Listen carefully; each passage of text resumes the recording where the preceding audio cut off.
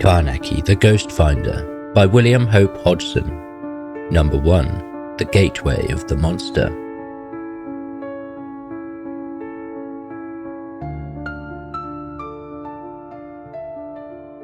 In response to Carnacki's usual card of invitation to have dinner and listen to a story, I arrived promptly at 427 Chain Walk, to find the 3 others who were always invited to these happy little times there before me. 5 minutes later, Carnacki, Arkwright, Jessop, Taylor, and I were all engaged in the pleasant occupation of dining.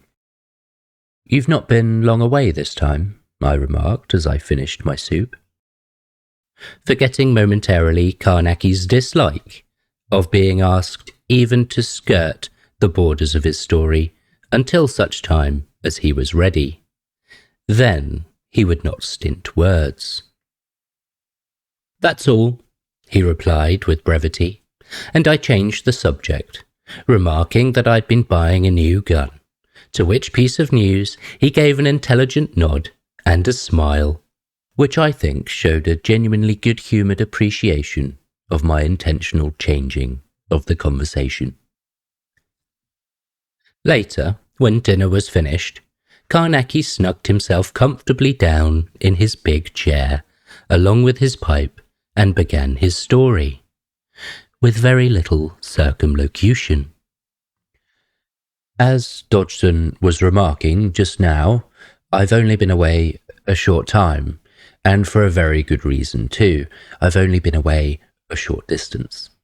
The exact locality, I am afraid, I must not tell you, but it is less than 20 miles from here, though, except for changing a name, that won't spoil the story, and it is a story too, one of the most extraordinary things ever I have run against.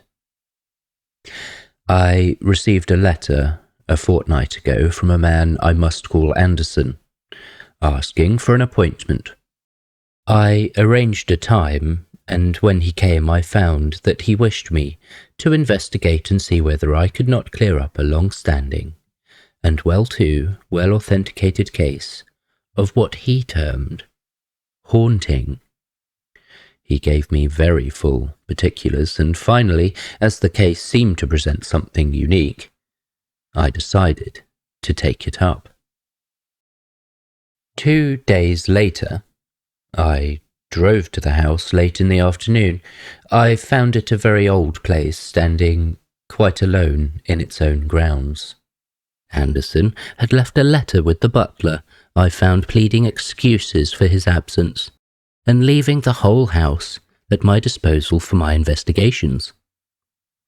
The butler evidently knew the object of my visit, and I questioned him pretty thoroughly during dinner, which I had in rather lonely state. He is an old and privileged servant, and had the history of the Grey Room exact in detail. From him I learned more particulars regarding 2 things that Anderson had mentioned in but a casual manner. The first was that the door of the Grey Room would be heard in the dead of night to open and slam heavily, and this even though the butler knew it was locked and the key on the bunch in his pantry. The second was that the bedclothes would always be found torn off the bed and hurled in a heap into a corner. But it was the door slamming that chiefly bothered the old butler. Many and many a time, he told me, he had lain awake and just got shivering with fright, listening. For sometimes the door would be slammed time after time, thud, thud, thud, so that sleep was impossible. From Anderson, I knew already that the room had a history extending back over 150 years. 3 people had been strangled in it, an ancestor of his, and his wife and child. This is authentic, as I had taken very great pains to discover, so that you can imagine it was with a feeling I had a striking case to investigate that I went upstairs after dinner to have a look at the grey room. Peter, the old butler, was in rather a state about my going, and assured me with much solemnity that in all the 20 years of his service, no one had ever entered that room after nightfall. He begged me, in quite a fatherly way, to wait till the morning, when there would be no danger, and then he could accompany me himself. Of course, I smiled a little at him, and told him not to bother. I explained that I should do no more than look around a bit and perhaps affix a few seals. He need not fear. I was used to that sort of thing. But he shook his head when I said that. "There isn't many ghosts like ours, sir," he assured me, with mournful pride. And by Jove, he was right, as you will see. I took a couple of candles, and Peter followed with his bunch of keys. He unlocked the door, but would not come inside with me. He was evidently in a fright, and he renewed his request that I would put off my examination until daylight. Of course, I laughed at him again and told him he could stand sentry at the door and catch anything that came out. "It never comes outside, sir," he said in his funny old solemn manner. Somehow he managed to make me feel as if I were going to have the creeps right away. Anyway, it was one to him, you know. I left him there and examined the room. It was a big apartment and well furnished in the grand style, with a huge four-poster, which stands with its head to the end wall. There were 2 candles on the mantelpiece, and 2 on each of the 3 tables that were in the room. I lit the lot, and after that the room felt a little less inhumanly dreary. Though, mind you, it was quite fresh and well kept in every way. After I had taken a good look round, I sealed the lengths of baby ribbon across the windows, along the walls and over the pictures, and over the fireplace and the wall closets. All the time, as I worked, the butler stood just without the door, and I could not persuade him to enter, though I jested him a little as I stretched the ribbons and went here and there about my work. Every now and again he would say, "You'll excuse me, I'm sure, sir, but I do wish you would come out, sir. I'm fair in a quake for you."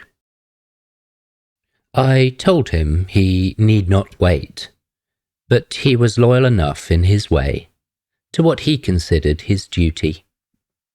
He said he could not go away and leave me all alone there. He apologised, but made it very clear that I did not realise the danger of the room. And I could see generally that he was in a pretty frightened state.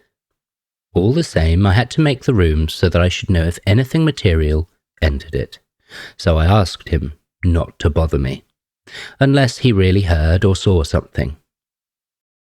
He was beginning to get on my nerves, and the feel of the room was bad enough without making it any nastier. For a time further I worked, stretching ribbons across the floor and sealing them, so that the merest touch would have broken them, were anyone to venture into the room in the dark with the intention of playing the fool. All this had taken me far longer than I had anticipated, and suddenly I heard a clock strike 11. I had taken off my coat soon after commencing work. Now, however, as I had practically made an end of all that I intended to do, I walked across to the settee and picked it up. I was in the act of getting into it when the old butler's voice, he had not said a word for the last hour, came sharp and frightened. "Come out, sir, quick! There's something going to happen." Jove, but I jumped, and then in the same moment one of the candles on the table to the left went out.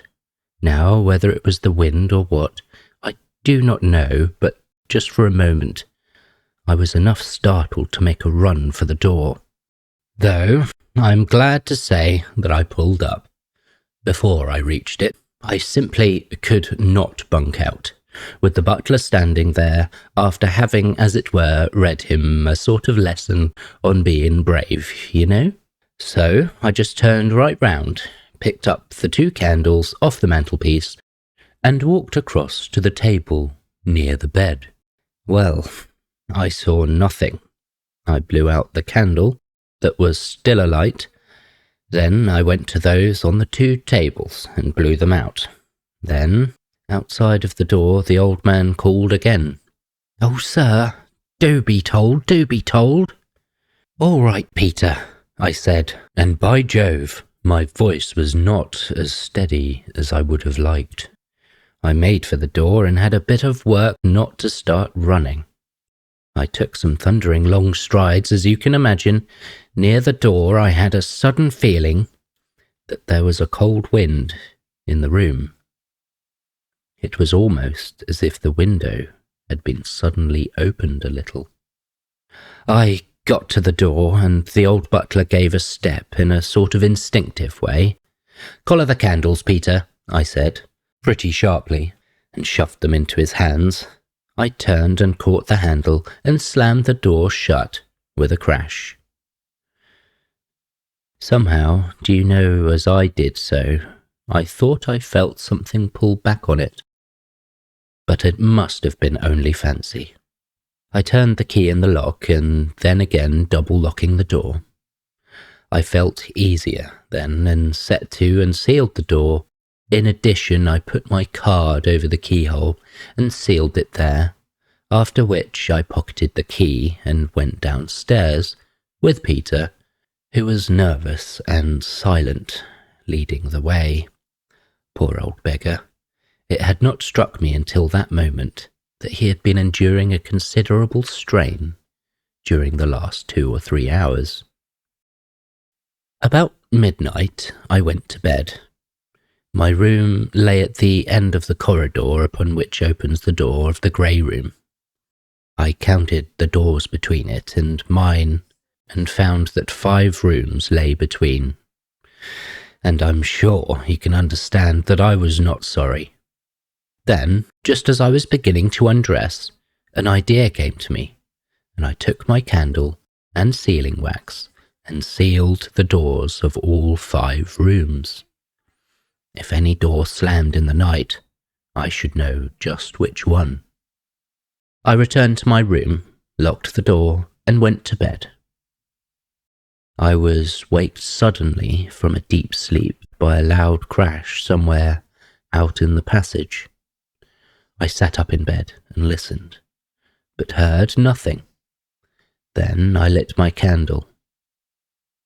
I was in the very act of lighting it when there came the bang of a door being violently slammed along the corridor. I jumped out of bed and got my revolver. I unlocked the door and went out into the passage, holding my candle high and keeping the pistol ready. Then a queer thing happened. I could not go a step toward the grey room. You all know I'm not really a cowardly chap. I've got into too many cases connected with ghostly things to be accused of that. But I tell you, I funked it. I simply funked it, just like any blessed kid. There was something preciously unholy in the air that night. I ran back into my bedroom and shut and locked the door. Then I sat on the bed all night and listened to the dismal thudding of a door up the corridor. The sound seemed to echo through all the house. Daylight came at last, and I washed and dressed. The door had not slammed for about an hour, and I was getting back my nerve again.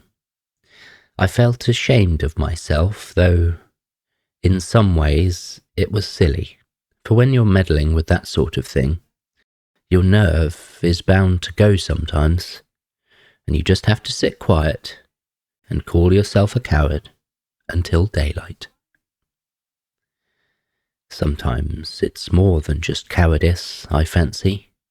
I believe at times it's something warning you and fighting for you. But all the same, I always feel mean and miserable after a time like that. When the day came properly, I opened my door and, keeping my revolver handy, went quietly along the passage. I had to pass the head of the stairs along the way, and who would I see coming up but the old butler, carrying a cup of coffee. He had merely tucked his nightshirt into his trousers, and he had an old pair of carpet slippers on. "Hello, Peter," I said, feeling suddenly cheerful, for I was as glad as any lost child to have a live human being close to me. "Where are you off to with the refreshments?" The old man gave a start and slopped some of the coffee. He stared up at me, and I could see that he looked white and done up. He came on up the stairs and held out the little tray to me. "I'm very thankful indeed, sir, to see you safe and well," he said. "I feared one time you might risk going into the grey room, sir. I've lain awake all night with the sound of the door, and when it came light, I thought I'd make you a cup of coffee. I knew you would want to look at the seals, and somehow it seems safer if there's two, sir." "Peter," I said, "you're a brick. This is very thoughtful of you," and I drank the coffee. "Come along," I told him and handed him back the tray. "I'm going to have a look at what the brutes have been up to. I simply hadn't the pluck to in the night." "I'm very thankful, sir," he replied. "Flesh and blood can do nothing, sir, against devils, and that's what's in the grey room after dark." I examined the seals on all the doors as I went along, and found them right, but when I got to the grey room, the seal was broken, though the card over the keyhole was untouched. I ripped it off and unlocked the door and went in, rather cautiously, as you can imagine. But the whole room was empty of anything to frighten one, and there was heaps of light. I examined all my seals, and not a single one was disturbed. The old butler had followed me in, and suddenly he called out, "The bedclothes, sir." I ran up to the bed and looked over, and surely they were lying in the corner to the left of the bed. Jove, you can imagine how queer I felt. Something had been in the room. I stared for a while from the bed to the clothes on the floor. I had a feeling that I did not want to touch either. Old Peter, though, did not seem to be affected that way. He went over to the bed coverings and was going to pick them up, as doubtless he had done every day these 20 years back. But I stopped him. I wanted nothing touched until I had finished my examination. This I must have spent a full hour over, and then I let Peter straighten up the bed, after which we went out and I locked the door, for the room was getting on my nerves.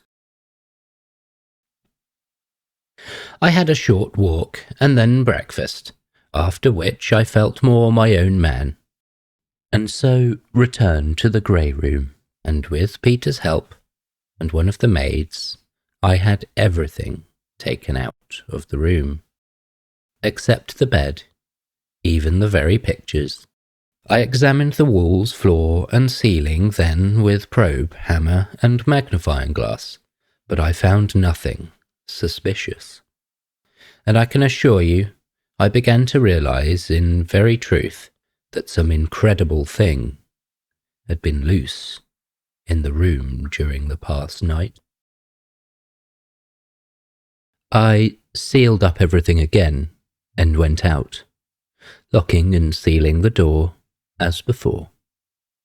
After dinner, Peter and I unpacked some of my stuff, and I fixed up my camera and flashlight opposite to the door of the grey room, with a string from the trigger of the flashlight to the door.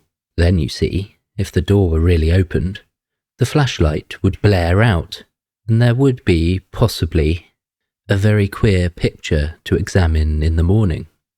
The last thing I did before leaving was to uncap the lens, and after that I went off to my bedroom and to bed, for I intended to be up at midnight, and to ensure this, I set my little alarm to call me. Also, I left my candle burning. The clock woke me at 12, and I got up and into my dressing gown and slippers. I shoved my revolver into my right side pocket and opened my door. Then I lit my darkroom lamp and withdrew the slide, so that it would give a clear light. I carried it up the corridor about 30 feet and put it down on the floor with the open side away from me so that it would show me anything that might approach along the dark passage. Then I went back and sat in the doorway of my room, with my revolver handy, staring up the passage toward the place where I knew my camera stood, outside the door of the grey room. I should think I had watched for about an hour and a half, when suddenly I heard a faint noise, away up the corridor. I was immediately conscious of a queer prickling sensation about the back of my head, and my hands began to sweat a little. The following instant, the whole end of the passage flicked into sight in the abrupt glare of the flashlight.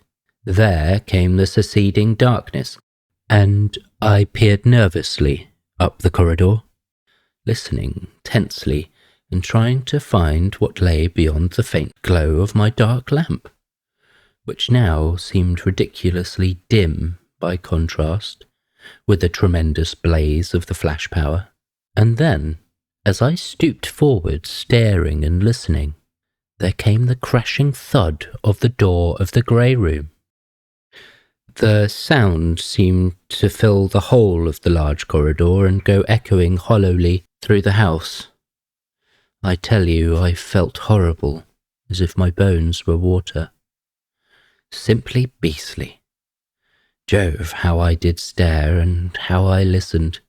And then it came again, thud, thud, thud. And then a silence that was almost worse than the noise of the door, for I kept fancying that some awful thing was stealing upon me along the corridor, and then suddenly my lamp was put out, and I could not see a yard before me. I realized all at once that I was doing a very silly thing, sitting there, and I jumped up. Even as I did so, I thought I heard a sound in the passage, and quite near me I made one backward spring into my room and slammed and locked the door. I sat on my bed and stared at the door. I had my revolver in my hand, but it seemed an abominably useless thing. I felt there was something the other side of that door. For some unknown reason, I knew it was pressed up against the door, and it was soft. That was just what I thought. Most extraordinary thing to think. Presently, I got hold of myself a bit and marked out a pentacle, hurriedly with chalk on the polished floor. And there I sat in it almost until dawn. And all the time, away up the corridor, the door of the grey room thudded at solemn and horrid intervals. It was a miserable, brutal night. When the day began to break, the thudding of the door came gradually to an end, and at last I got hold of my courage and went along the corridor in the half-light to cap the lens of my camera. I can tell you, it took some doing, but if I had not done so, my photograph would have been spoilt, and I was tremendously keen to save it. I got back to my room and then set to and rubbed out the 5-pointed star in which I had been sitting. Half an hour later, there was a tap at my door. It was Peter with my coffee. When I had drunk it, we both went along to the grey room. As we went, I had a look at the seals on the other doors, but they were untouched. The seal on the door of the grey room was broken, as also was the string from the trigger of the flashlight. But the card over the keyhole was still there. I ripped it off and opened the door. Nothing unusual was to be seen until we came to the bed. Then I saw that, as on the previous day, the bedclothes had been torn off and hurled into the left-hand corner, exactly where I had seen them before. I felt very queer, but I did not forget to look at all the seals, only to find that not one had been broken. Then I turned and looked at old Peter, and he looked at me, nodding his head. "Let's get out of here," I said. "It's no place for any living human to enter without proper protection." We went out then, and I locked and sealed the door again. After breakfast, I developed the negative, but it showed only the door of the grey room, half opened. Then I left the house, as I wanted to get certain matters and implements that might be necessary to life, perhaps to the spirit, for I intended to spend the coming night in the grey room. I got back in a cab about 5:30. With my apparatus and this, Peter and I carried up to the grey room, where I piled it carefully in the centre of the floor. When everything was in the room, including a cat which I had bought, I locked and sealed the door and went towards the bedroom. Telling Peter I should not be down for dinner, he said, "Yes, sir," and went downstairs, thinking that I was going to turn in, which was what I wanted him to believe, as I knew he would have worried both me and himself if he had known what I intended. But I merely got my camera and flashlight from my bedroom and hurried back to the grey room. I locked and sealed myself in and set to work, for I had a lot to do before it got dark. First, I cleared away all the ribbons across the floor. Then I carried the cat, still fastened in its basket, over towards the far wall and left it. I returned then to the centre of the room and measured out a space of 21 feet in diameter, which I swept with a broom of hyssop. About this I drew a circle of chalk, taking care never to step over the circle. Beyond this, I smudged with a bunch of garlic a broad belt right around the chalked circle, and, when this was complete, I took from among my stores in the centre of the small jar of a certain water, I broke away the parchment and withdrew the stopper. Then, dipping my left forefinger in the little jar, I went round the circle again, making upon the floor, just within the line of chalk, the second sign of the Sama ritual, and joining each sign most carefully with the left-handed crescent. I can tell you, I felt easier when this was done, and the water circle complete. Then I unpacked some more of the stuff I had bought, and placed a lighted candle in the valley of each crescent. After that, I drew a pentacle, so that each of the 5 points of the defensive star touched the chalk circle. In the 5 points of the star, I placed 5 portions of the bread, each wrapped in linen, and in the 5 veils, 5 open jars of the water I had used to make the water circle. And now I had my first protective barrier complete. Now, anyone except you who knows something of my methods of investigation might consider all this a piece of useless and foolish superstition. But you all remember the Black Veil case, in which I believe my life was saved by a very similar form of protection. Whilst Asta, who sneered at it and would not come inside, died. I got the idea from the Sigsand MS, written, so far as I can make out, in the 14th century. At first, naturally, I imagined it was just an expression of the superstition of his time, and it was not until a year later that it occurred to me to test his defence, which I did, as I've just said, in that horrible Black Veil business. You know how that turned out. Later, I used it several times, and always I came through safe, until that moving fur case. It was only a partial defence, therefore, and I nearly died in the pentacle.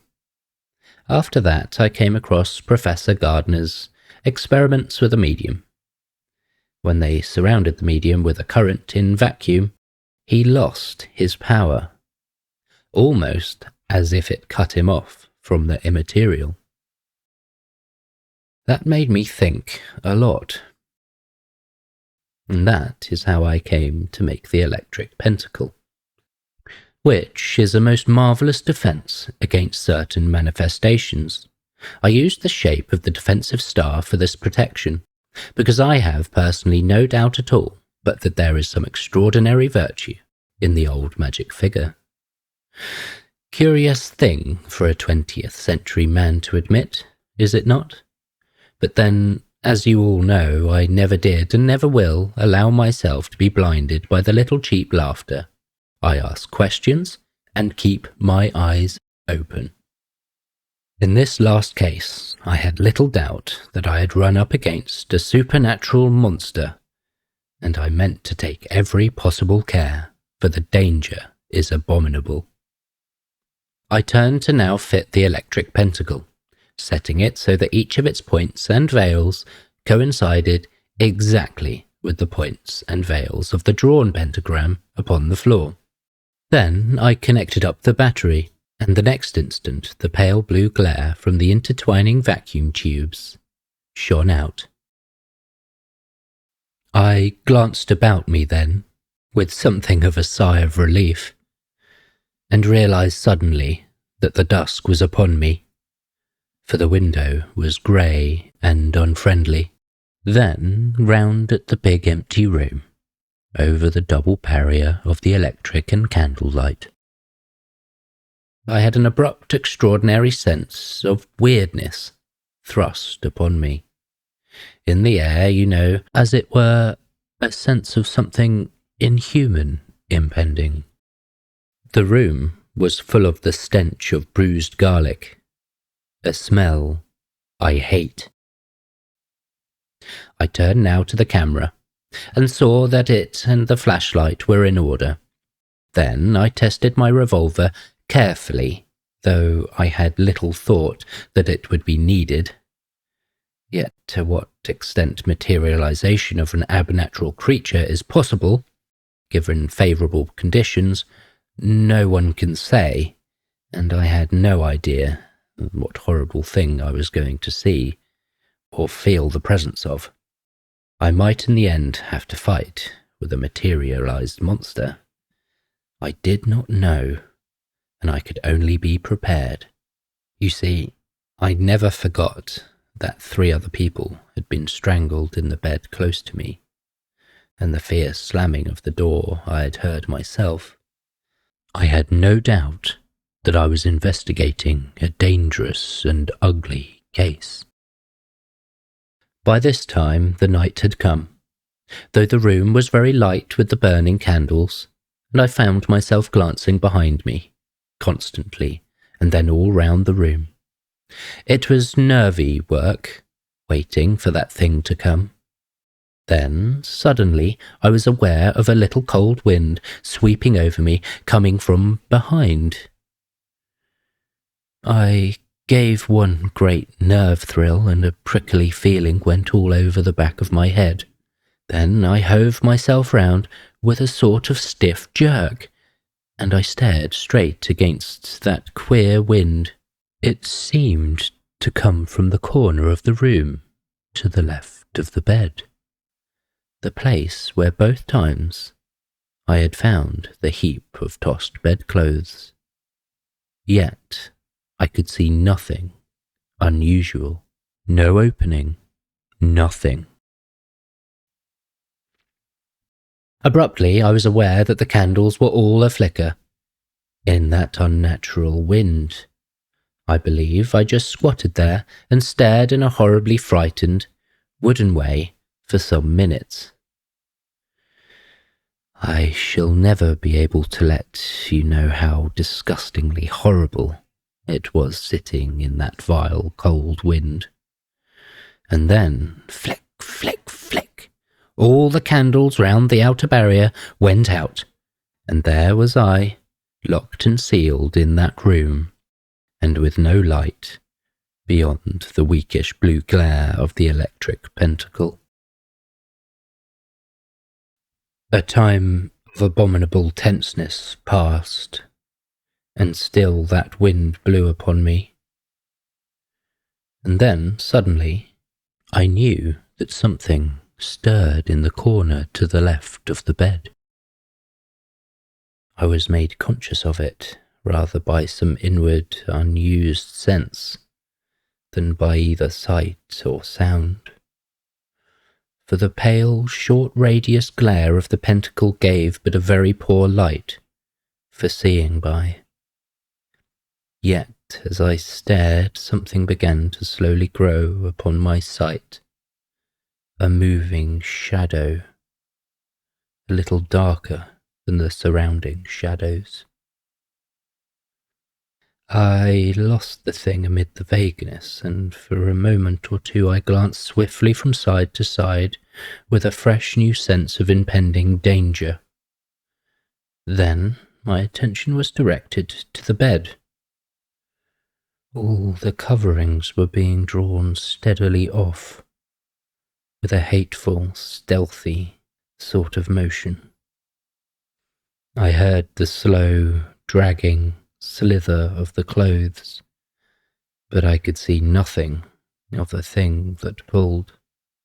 I was aware in a funny, subconscious, introspective fashion that the creep had come upon me, yet that I was cooler mentally than I had been for some minutes, sufficiently so to feel that my hands were sweating coldly, and to shift my revolver half-consciously, whilst I rubbed my right hand dry upon my knee, though never for an instant taking my gaze or my attention from those moving clothes.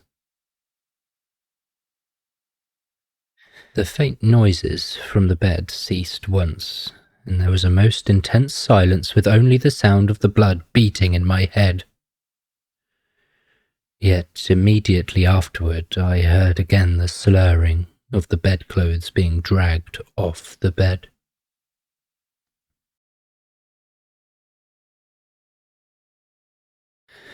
In the midst of my nervous tension, I remembered the camera and reached round for it, but without looking away from the bed. And then, all in a moment, the whole of the bed coverings were torn off, with extraordinary violence, and I heard the flump they made as they were hurled into the corner. There was a time of absolute quietness then for perhaps a couple of minutes, and you can imagine how horrible I felt. The bedclothes had been thrown with such savageness, and then again, the brutal unnaturalness of the thing that had just been done before me. Abruptly, over by the door, I heard a faint noise, a sort of crickling sound, and then a pitter or two upon the floor.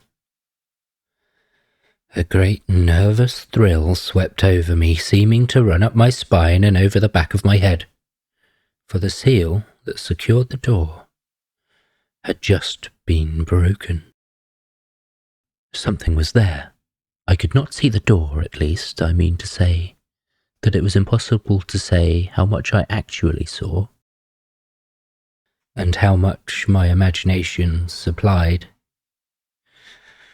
I made it out only as a continuation of the grey walls, and then it seemed to me that something dark and indistinct moved and wavered there among the shadows. Abruptly, I was aware that the door was opening, and with an effort I reached again for my camera, but before I could aim it, the door was slammed with a terrific crash that filled the whole room with a sort of hollow thunder. I jumped like a frightened child. There seemed such a power behind the noise, as though a fast, wanton force were out. Can you understand? The door was not touched again, but directly afterward I heard the basket in which the cat lay creak. I tell you, I fairly pringled all along my back. I knew I was going to learn definitely whether whatever was abroad was dangerous to life. From the cat there rose suddenly a hideous caterwaul that ceased abruptly, and then, too late, I snapped off the flashlight. In the great glare, I saw that the basket had been overturned, and the lid was wrenched open, with the cat lying half in, half out upon the floor. I saw nothing else, but I was full of the knowledge that I was in the presence of some being or thing that had power to destroy. During the next 2 or 3 minutes, there was an odd, noticeable quietness in the room. And you much remember I was half blinded for the time because of the flashlight, so that the whole place seemed to be pitchy dark just beyond the shine of the pentacle. I tell you, it was most horrible. I just knelt there in the star and whirled round, trying to see whether anything was coming at me. My power of sight came gradually, and I got a little hold of myself. And abruptly I saw the thing I was looking for, close to the water circle. It was big and indistinct, and wavered cautiously as though the shadow of a vast spider hung suspended in the air. Just beyond the barrier, it passed swiftly round the circle and seemed to probe ever towards me, but only to draw back with extraordinary jerky movements, as might a living person if they touched the hot bar of a grate. Round and round it moved, and round I turned. Then, just opposite one of the veils in the pentacles, it seemed to pause, as though preliminary to a tremendous effort. It retired almost beyond the glow of the vacuum light and then came straight towards me, appearing to gather form and solidarity as it came. There seemed a vast, malign determination behind the movement that must succeed. I was on my knees and I jerked back, falling on my left hand and hip in a wild endeavour to get back from the advancing thing.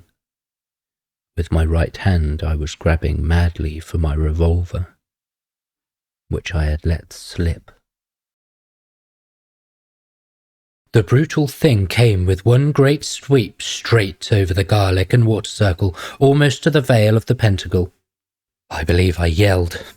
Then, just as suddenly as it had swept over, it seemed to be hurled back by some mighty, invisible force. It must have been some moments before I realised I was safe. And then I got myself together in the middle of the pentacles, feeling horribly gone and shaken, and glancing round and round the barrier. But the thing had vanished. Yet I had learnt something, for I knew now that the grey room was haunted by a monstrous hand. Suddenly, as I crouched there, I saw what had so nearly given the monster an opening through the barrier. In my movements within the pentacle, I must have touched one of the jars of water, for just where the thing had made its attack, the jar that guarded the deep of the veil had been moved to one side, and this had left one of the 5 doorways unguarded. I put it back quickly, and felt almost safe again. For I had found the cause, and the defence was still good, and I began to hope again that I should see the morning come in. When I saw that thing so nearly succeed, I had an awful, weak, overwhelming feeling that the barriers could never bring me safe through the night against such a force. You can understand. For a long time, I could not see the hand, but presently I thought I saw once or twice an odd wavering over among the shadows near the door. A little later, as though in a sudden fit of malignant rage, the dead body of the cat was picked up and beaten with dull, sickening blows against the solid floor. That made me feel rather queer. A minute afterward, the door was opened and slammed twice, with tremendous force. The next instant, the thing made one swift, vicious dart at me from out the shadows. Instinctively, I started sideways from it, and so plucked my hand from upon the electric pentacle, where, for a wickedly careless moment, I had placed it. The monster was hurled off from the neighbourhood of the pentacles, though, owing to my inconceivable foolishness, it had been enabled for a second time to pass the outer barriers. I can tell you I shook for a time with sheer funk. I moved right to the centre of the pentacles again, and knelt there, making myself as small and compact as possible. As I knelt, there came to me presently a vague wonder at the 2 accidents which had so nearly allowed the brute to get at me. Was I being influenced to unconscious voluntary actions that endangered me? The thought took hold of me, and I watched my every movement. Abruptly, I stretched a tired leg and knocked over one of the jars of water. Some was spilled, but because of my suspicious watchfulness, I had it upright and back within the veil, while yet some of the water remained. Even as I did so, the vast, black, half-materialized hand beat up at me out of the shadows, and seemed to leap almost into my face. So nearly did it approach. But for the 3rd time, it was thrown back by some altogether enormous, overmastering force. Yet, apart from the dazed fright in which it left me, I had, for a moment, that feeling of spiritual sickness, as if some delicate, beautiful inward grace had suffered, which is felt only upon the too near approach of the abhuman, and is more dreadful in a strange way than any physical pain that can be suffered. I knew by this more of the extent and closeness of the danger, and for a long time I was simply cowed by the butt-headed brutality of that force upon my spirit. I can put it no other way. I knelt again in the centre of the pentacles, watching myself with more fear, almost, than the monster, for I knew now that unless I guarded myself from every sudden impulse that came to me, I might simply work my own destruction. Do you see how horrible it all was? I spent the rest of the night in a haze of sick fright, and so tense that I could not make a single movement naturally. I was in such fear that any desire for action that came to me might be prompted by the influence that I knew was at work on me. And outside the barrier, that ghastly thing went round and round, grabbing and grabbing in the air at me. Twice more was the body of the dead cat molested. The second time I heard every bone in its body crunch and crack. All the time the horrible wind was blowing upon me, from the corner of the room to the left of the bed. Then, just as the first touch of dawn came into the sky, that unnatural wind ceased in a single moment, and I could see no sign of the hand. The dawn came slowly, and presently the one light filled the room, and made the pale glare of the electric pentacle look more unearthly. Yet it was not until the day had fully come that I made any attempt to leave the barrier, for I did not know but that there was some method abroad in the sudden stopping of that wind to entice me from the pentacles.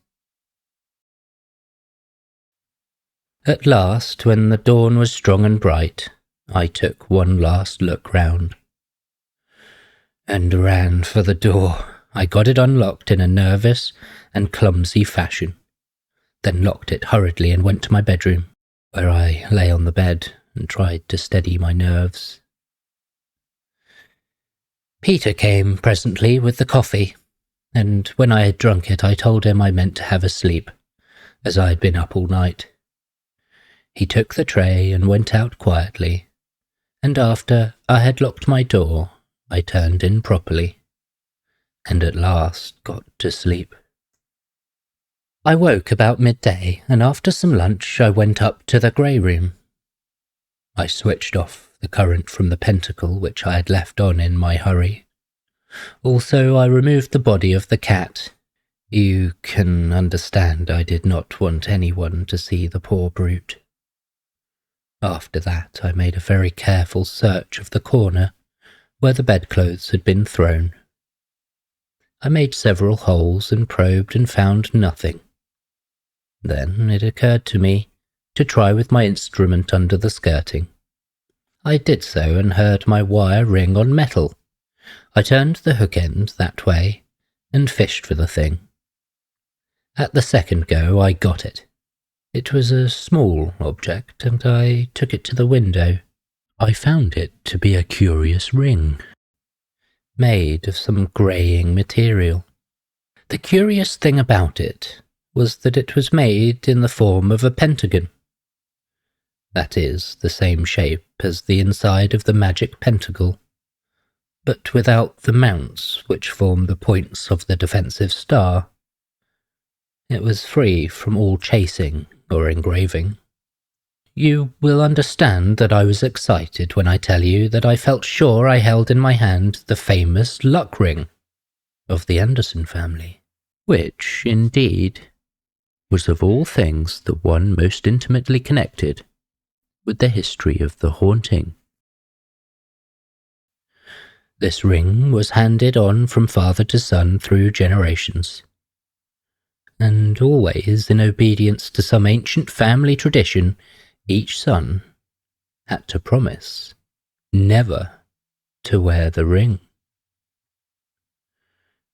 The ring, I may say, was brought home by one of the Crusaders under very peculiar circumstances, but the story is too long to go into here. It appears that young Sir Hulbert, an ancestor of Anderson's, made a bet, in drink, you know, that he would wear the ring that night.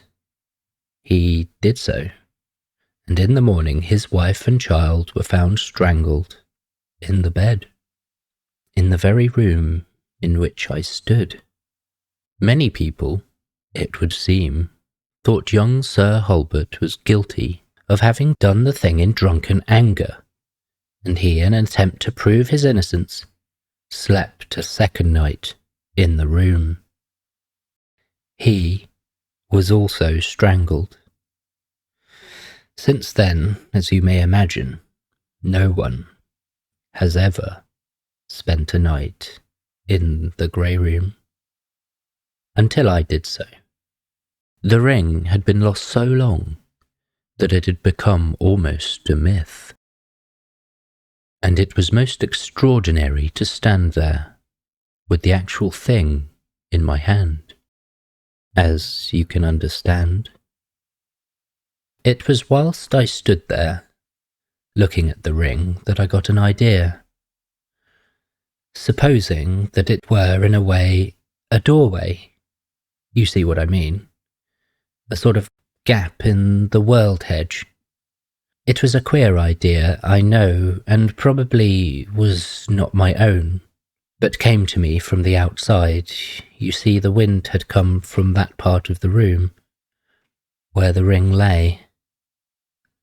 I thought a lot about it, and the shape, the inside of the pentacle. It had no mounts, and without mounts, as the 6 and MS has it, the mounts which are the 5 hills of safety, to lack is to give power to the demon, and surely the favour of evil thing.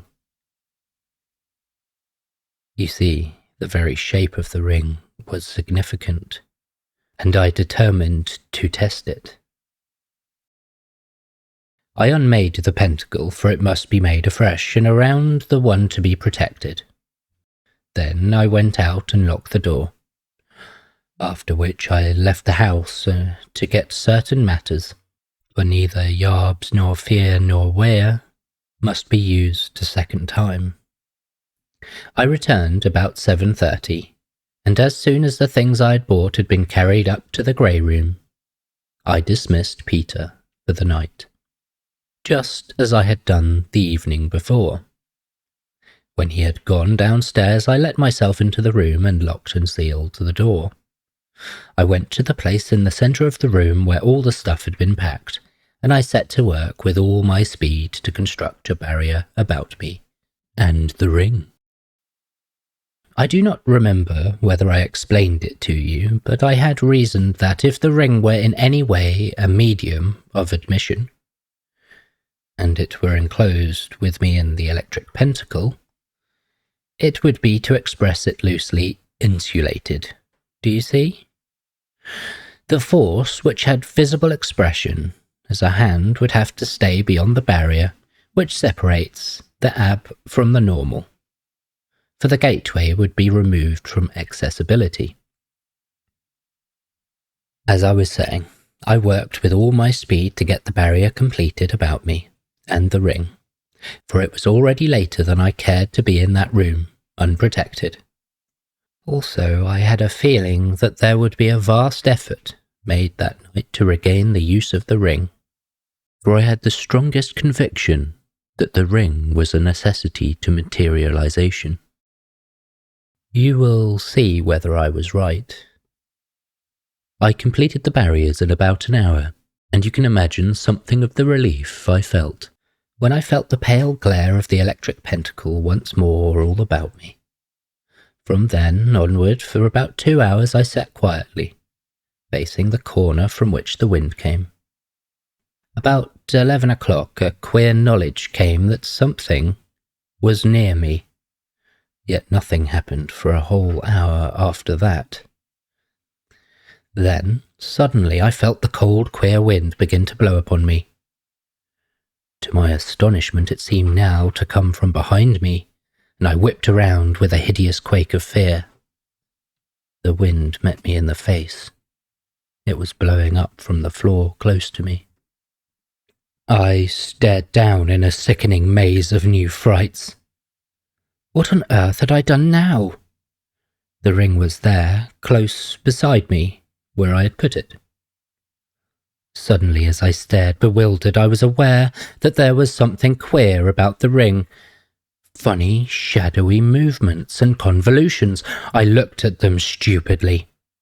And then, abruptly, I knew that the wind was blowing up at me from the ring. A queer, indistinct smoke became visible to me, seeming to pour upward through the ring and mix with the moving shadows. Suddenly I realized that I was in more than any mortal danger, for the convoluting shadows about the ring were taking shape, and the death hand was forming within the pentacle.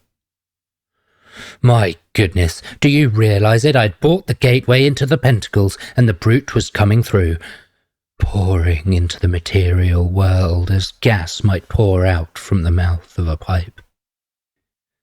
Then, with a mad, awkward movement, I snatched at the ring, intending to hurl it out of the pentacle. Yet it eluded me as though some invisible, living thing jerked it hither and thither. At last I gripped it, yet in the same instant it was torn from my grasp with incredible and brutal force. A great black shadow covered it and rose into the air and came at me. I saw that it was the hand, vast and nearly perfect in form. I gave one crazy yell and jumped over the pentacle ring of the burning candle and ran despairingly for the door. I fumbled idiotically and ineffectually with the key, and all the time I stared with a fear that was like insanity toward the barriers. The hand was plunging towards me, yet, even as it had been unable to pass into the pentacle when the ring was without, so now that the ring was within, it had no power to pass out. The monster was chained, as surely as any beast would be, were chains riveted upon it. Even then I got a flash of this knowledge, but I was too utterly shaken with fright to reason. And the instant I managed to get the key turned, I sprang into the passage and slammed the door with a crash. I locked it and got into my room somehow, for I was trembling so that I could hardly stand, as you can imagine. I locked myself in and managed to get the candle lit. Then I lay down on my bed and kept quiet for an hour or two. And so I got steadied. I got a little sleep later, but woke when Peter brought my coffee. When I had drunk it, I felt altogether better, and took the old man along with me whilst I had a look into the grey room. I opened the door and peeped in. The candles were still burning, one against the daylight, and behind them was the pale, glowing star of the electric pentacle. And there, in the middle, was the ring, the gateway of the monster, lying demure and ordinary. Nothing in the room was touched, and I knew that the brute had never managed to cross the pentacles. Then I went out and locked the door. After a sleep of some hours, I left the house. I returned in the afternoon in a cab. I had with me an oxyhydrogen jet and 2 cylinders containing the gases. I carried the things into the grey room, and there, in the centre of the electric pentacle, I erected the little furnace. 5 minutes later, the luck ring, once the luck, but now the bane of the Anderson family, was no more than a little solid splash of hot metal. Carnacki felt in his pocket and pulled out something wrapped in tissue paper. He passed it to me. I opened it and found a small circle of greyish metal. Something like lead, only harder and rather brighter. "Well?" I asked at length, after examining it and handing it round to the others. "Did that stop the haunting?" Carnacki nodded. "Yes," he said. I slept 3 nights in the grey room before I left. Old Peter nearly fainted when he knew that I meant to. But by the 3rd night he seemed to realise the house was just safe and ordinary. And I believe in his heart he hardly approved.